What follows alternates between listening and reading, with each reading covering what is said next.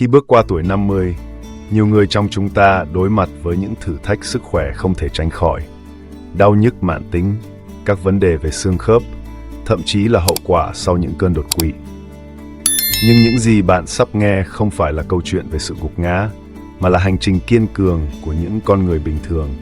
Những người đã tìm lại sức sống, sự linh hoạt và niềm vui sống nhờ một thay đổi đơn giản nhưng sâu sắc. Chuyển sang chế độ ăn chống viêm dựa trên nền tảng khoa học hiện đại. Hãy bắt đầu với câu chuyện của bác Hải, 62 tuổi, sống tại thành phố Hồ Chí Minh. Cách đây 4 năm, bác Hải từng phải dùng nạng để di chuyển do viêm khớp nặng. Đôi bàn tay thô ráp của bác từng lành nghề sửa xe, giờ lại run rẩy mỗi lần cầm chiếc bút. Đau nhức kéo dài không chỉ giới hạn vận động, mà còn làm bác mất ngủ, cáu gắt và dần xa lánh bạn bè, người thân. Sau nhiều năm tìm kiếm cách chữa trị, bác đọc được về vai trò của chế độ ăn chống viêm trên một tạp chí y học. Được sự tư vấn của bác sĩ, bác Hải bắt đầu thay đổi thực đơn hàng ngày. Cá hồi hấp thay cho thịt đỏ, rau bina và cải xoăn xào dầu ô liu, thêm quả mọng và các loại hạt vào bữa sáng, dùng nghệ và gừng trong các món canh. Không lâu sau, cơn đau giảm hẳn, bác dần bỏ được thuốc giảm đau, lấy lại sự linh hoạt của các khớp. Gương mặt bác lại rạng rỡ nụ cười. Đôi chân đưa bác ra công viên mỗi sáng, nơi bác gặp gỡ bạn bè và truyền cảm hứng cho nhiều người cùng cảnh ngộ. Bạn hoặc người thân đã từng thử chế độ ăn chống viêm chưa? Hãy bình luận "tôi muốn thử" dưới video nhé. Tiếp đến là câu chuyện của cô Ánh, 56 tuổi, giáo viên về hưu tại Hà Nội. Một cơn đột quỵ nhẹ cách đây 2 năm đã khiến cô mất đi khả năng vận động ở nửa người bên trái. Sau quá trình phục hồi chức năng, bác sĩ khuyên cô thử chế độ ăn Địa Trung Hải, một kiểu ăn chống viêm đã được nghiên cứu rộng rãi. Cô Ánh bắt đầu thêm nhiều cá béo như cá thu, cá mòi, rau xanh, quả bơ, dầu ô liu vào các bữa ăn. Cô giảm hẳn đường tinh luyện, bánh ngọt, thực phẩm chế biến sẵn. Kết hợp với vật lý trị liệu và sự hỗ trợ từ gia đình, chỉ sau 6 tháng, cô đã có thể tự đi bộ quanh nhà, rồi dần dần ra ngoài công viên tập thể dục. Chế độ ăn này không chỉ giúp tôi hồi phục nhanh hơn, mà còn khiến tinh thần tôi sáng sủa, nhẹ nhõm hơn, cô chia sẻ. Tôi không còn cảm giác mệt mỏi hay đau nhức dai dẳng nữa. Nếu bạn đang trong giai đoạn hồi phục sau bệnh, hãy bắt đầu từ những thực phẩm chống viêm lành mạnh. Và đây là hành trình của ông James, 68 tuổi, sống tại vùng nông thôn nước Anh.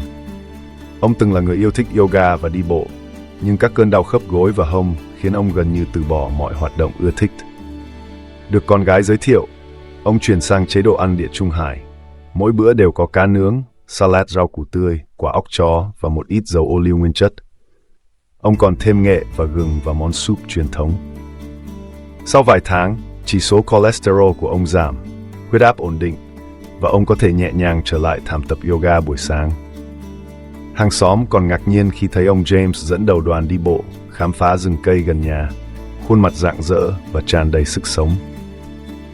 Nếu bạn thấy video hữu ích, hãy like, đăng ký kênh, bình luận chia sẻ câu chuyện, kinh nghiệm hoặc khó khăn của bạn dưới đây. Cùng xây dựng cộng đồng sống khỏe mạnh, chủ động. Và đừng quên đón xem video tiếp theo. Làm thế nào để ngủ ngon sau tuổi 50? Bật mí những bí quyết giúp bạn tái tạo năng lượng, chống viêm tự nhiên chỉ qua giấc ngủ. Điều gì đã tạo nên phép màu này? Hãy cùng tìm hiểu khoa học đằng sau những thực phẩm chống viêm. Theo nghiên cứu của Đại học Harvard và Mayo Clinic, các thực phẩm như cá béo, cá hồi, cá thu, cá mòi, giàu omega 3, một loại axit béo, đã được chứng minh có khả năng giảm các yếu tố gây viêm và bảo vệ tế bào thần kinh. Rau xanh như cải xoăn, rau bina chứa nhiều chất chống oxy hóa, vitamin và chất xơ, giúp loại bỏ các gốc tự do và giảm thiểu tổn thương tế bào. Quả mọng, việt quất, dâu tây, giàu anthocyanin, có tác dụng giảm viêm, bảo vệ não bộ và cải thiện trí nhớ. Các loại hạt như hạnh nhân, óc chó mang lại chất béo lành mạnh, giúp kiểm soát cholesterol và ổn định đường huyết. Dầu ô liu, đặc biệt là loại nguyên chất chứa hợp chất oleocanthal, được ví như thuốc kháng viêm tự nhiên. Nghệ và gừng, hai gia vị quen thuộc cung cấp curcumin và gingerol, những chất có tác dụng làm dịu đau, giảm sưng và tăng cường sức khỏe khớp xương. Bác sĩ Trần Minh, chuyên gia dinh dưỡng lâm sàng, nhận định chế độ ăn chống viêm, đặc biệt là kiểu ăn Địa Trung Hải, không chỉ giảm đau nhức mãn tính mà còn giúp phòng ngừa bệnh tim mạch, đột quỵ và cải thiện chất lượng cuộc sống cho người lớn tuổi. Một nghiên cứu đăng trên tạp chí của Viện Y học Quốc gia Hoa Kỳ cho thấy những người tuân thủ chế độ ăn chống viêm giảm được nguy cơ đột quỵ đến 30% so với nhóm đối chứng, đồng thời cải thiện rõ rệt chỉ số huyết áp, cholesterol, LDL và vòng eo. Các tổ chức y tế như Harvard Medical School, Mayo Clinic đều khuyến nghị chế độ ăn này cho người trên 50 tuổi để chống lại lão hóa và các bệnh viêm mãn tính. Nhưng yếu tố quan trọng không kém chính là sự hỗ trợ của cộng đồng.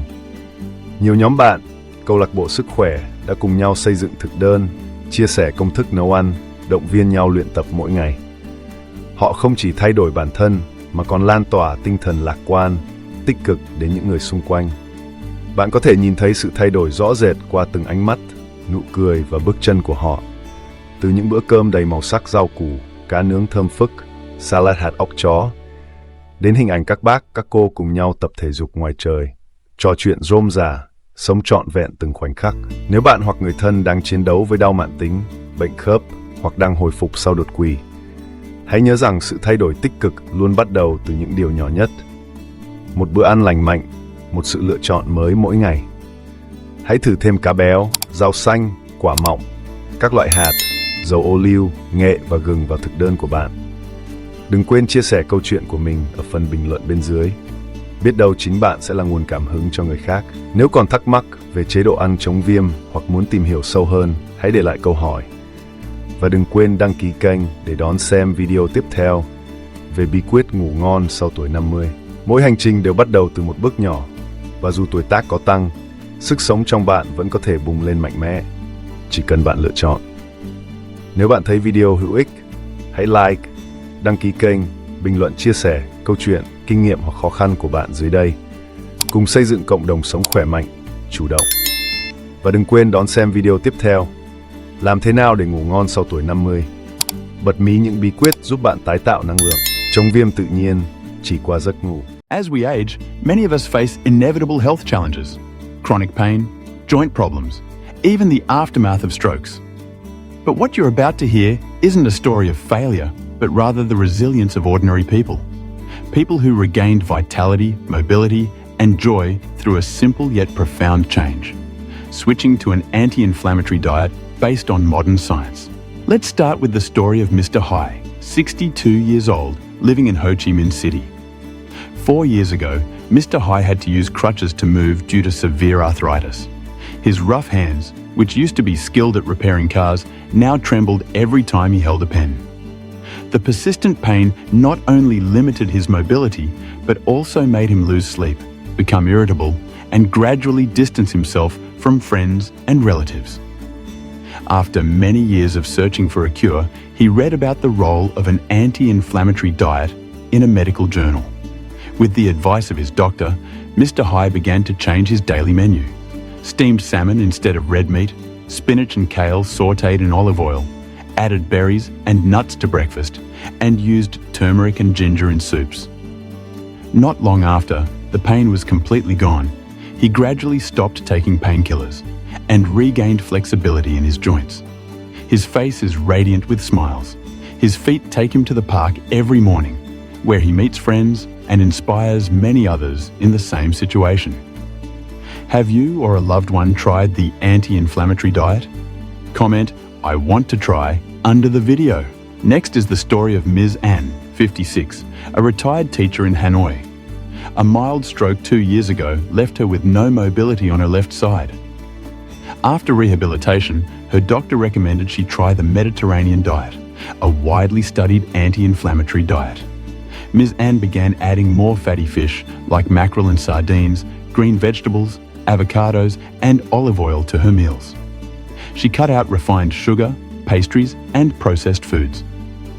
Combined with physical therapy and support from her family, after just 6 months, she was able to walk around her house on her own and then gradually went to the park to exercise.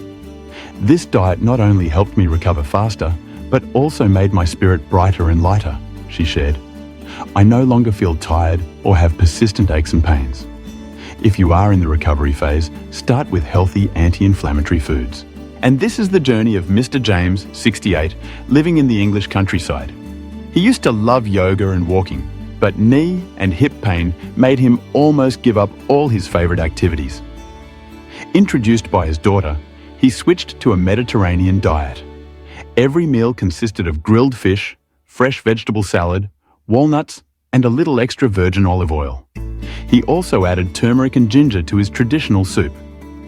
After a few months, his cholesterol dropped, his blood pressure stabilized, and he could easily return to his morning yoga mat. Neighbors were surprised to see Mr. James leading a walking group to explore the woods near his house, his face radiant and full of life. If you find the video useful, please like, subscribe to the channel, comment, and share your story, experience, or difficulty below. Together we build a community of healthy, proactive living. And don't forget to watch the next video. How to sleep well after 50.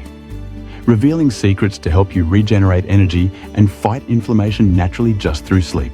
What makes this magic happen? Let's take a look at the science behind anti-inflammatory foods. According to research from Harvard University and the Mayo Clinic, foods like fatty fish, salmon, mackerel, sardines are rich in omega-3s, a type of fatty acid that has been shown to reduce inflammation and protect nerve cells. Green vegetables like kale and spinach are packed with antioxidants, vitamins, and fiber, which help scavenge free radicals and minimize cell damage. Berries, blueberries, strawberries are rich in anthocyanins, which reduce inflammation, protect the brain, and improve memory. Nuts like almonds and walnuts provide healthy fats that help control cholesterol and stabilize blood sugar. Olive oil, especially extra virgin, contains the compound oleocanthal, which is considered a natural anti-inflammatory. Turmeric and ginger, two familiar spices, provide curcumin and gingerol, substances that have the effect of relieving pain, reducing swelling, and enhancing joint health. Dr. Tran Min, a clinical nutritionist, commented, "An anti-inflammatory diet, especially the Mediterranean diet, not only reduces chronic pain, but also helps prevent cardiovascular disease, stroke, and improves the quality of life for the elderly." A study published in the Journal of the US National Institute of Medicine showed that people who followed an anti-inflammatory diet reduced their risk of stroke by 30% compared to the control group, while significantly improving blood pressure, LDL cholesterol, and waist circumference. Medical organizations such as Harvard Medical School and Mayo Clinic recommend this diet for people over 50 to fight aging and chronic inflammatory diseases. But an equally important factor is community support. Many groups of friends and health clubs have come together to create menus, share recipes, and encourage each other to exercise every day. They not only change themselves, but also spread optimism and positivity to those around them. You can see the obvious changes in their eyes, smiles, and footsteps, from colorful meals of vegetables, fragrant grilled fish, walnut salad, to images of uncles and aunts exercising together outdoors, chatting happily, and living every moment to the fullest. If you or a loved one is struggling with chronic pain, arthritis, or recovering from a stroke, remember that positive change starts with the smallest things. One healthy meal, one new choice each day. Try adding fatty fish, leafy greens, berries, nuts, olive oil, turmeric, and ginger to your diet. Share your story in the comments below. You might be the inspiration for someone else. If you have any questions about the anti-inflammatory diet or want to learn more, leave them in the comments, and don't forget to subscribe for our next video on how to sleep well after 50. Every journey begins with a small step, and no matter how old you are, your vitality can still flare up strongly, if you choose. If you find the video useful, please like, subscribe to the channel, comment, and share your stories, experiences, or difficulties below. Let's build a community of healthy, proactive living. And don't forget to watch the next video, How to Sleep Well After 50, revealing the secrets to help you regenerate energy, fight inflammation naturally just through sleep.